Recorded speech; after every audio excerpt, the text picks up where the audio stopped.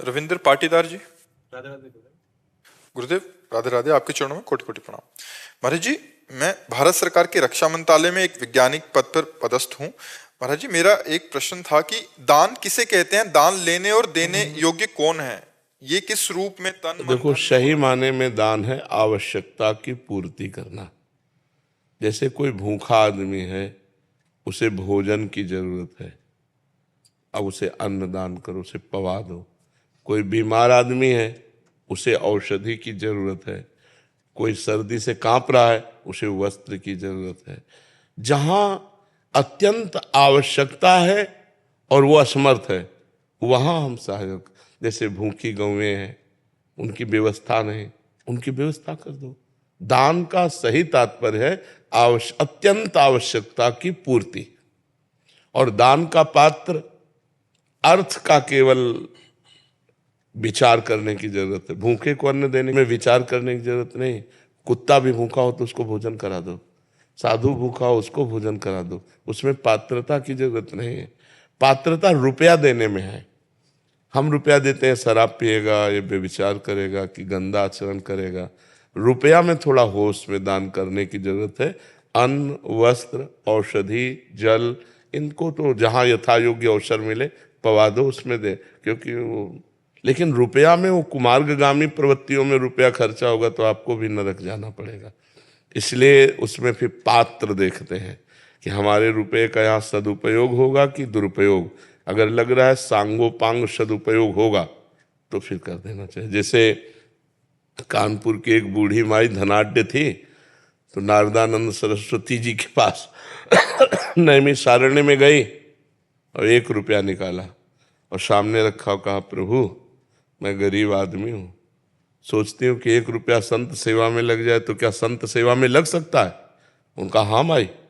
भंडारी को बुलाया, कहा 1 रुपया का नमक लाओ, पूरी दाल में डाल दो, सब संतों के सामने दाल परोसी जाएगी, और माई आज तुम भी प्रसाद पालो।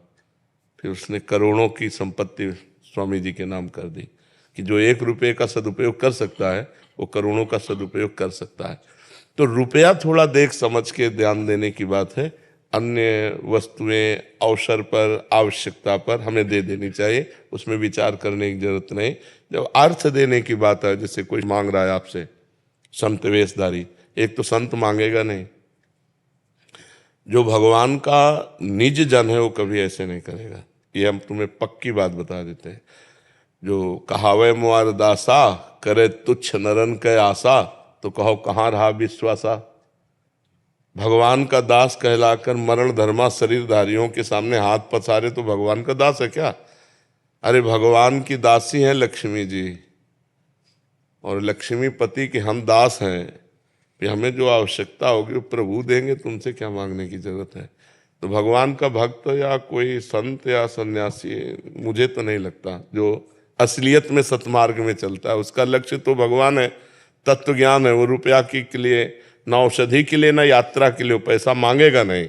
हाँ, कुछ संतों का ऐसा है कि अगर प्रारब्ध दोषात आ जाता है तो उसका सदुपयोग कर देते हैं। कुछ संत झंझट में भी नहीं पड़ते। लेकिन अगर कोई वेशधारी आपसे रुपया मांग रहा है कि हमें तीर्थ यात्रा के लिए या यज्ञ कराने के लिए या इसके, तो आप स्वतंत्र हैं ना कहने में। बिल्कुल डरिएगा नहीं कि हमारा कुछ अहित हो सकता है, कुछ नहीं अहित हो सकता, हमारी श्रद्धा नहीं, हम नहीं देंगे।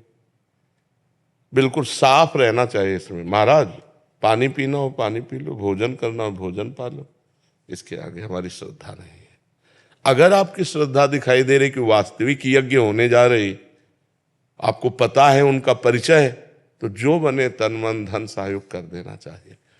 मतलब उसमें जानबूझ करके ही दिया जा सकता है, अनजाने में धन नहीं दिया जा सकता कि हमारे धन का दुरुपयोग होगा तो फिर उसमें सदगति बिगड़ जाएगी। ऐसों के पास भजन बल नहीं होता, ऐसों के पास भजन बल नहीं होता जो पैसा मांगते घूमते हैं, और जिनके पास भजन बल होता है वो किसी को शाप देते भी नहीं है, और अगर शाप दे दिए तो भगवान से मिला देते हैं। मुनिनकर क्रोधो मुक्ति दातार, नारद जी ने यमलार्जुन को शाप दिया, भगवान से मिला दिया। अगर भजनानंदी महात्मा तुम्हें दंड दे दे तो भगवान की प्राप्ति करा देगा। भजनानंदी महात्मा कभी पैसा नहीं मांगेगा। पैसा मांगने वाला कभी भगवान का भरोसा नहीं रखता। ऐसों के पास वो होता नहीं है जो साप देते हैं, जो सांप की धमकी देते हैं उनके पास कुछ होता नहीं, और जिनके पास होता है वो सांप देते नहीं हैं, क्योंकि सब में वो भगवान को देखते हैं, अपने भगवान को सांप देंगे क्या। और अगर कभी दंड विधान के अनुसार कर भी दिया तो भगवत प्राप्ति करा देते हैं। मुनिन का क्रोधो मुक्ति दातार, मोक्ष पद प्रदान करने वाला होता है। मुझे इसमें तन के दान को वरीयता दी गई है। तन मन धन, तो तन पहले आता है, तो क्या तन को वरीयता दी? नहीं, आवश्यकता। हाँ, अब जैसे कोई गिरा हुआ आदमी पड़ा हुआ है, अब वहां तुम रुपया फेंक के चले जाओ तो वो किसी काम का नहीं, जरूरत है उस समय तुम्हारे तन की।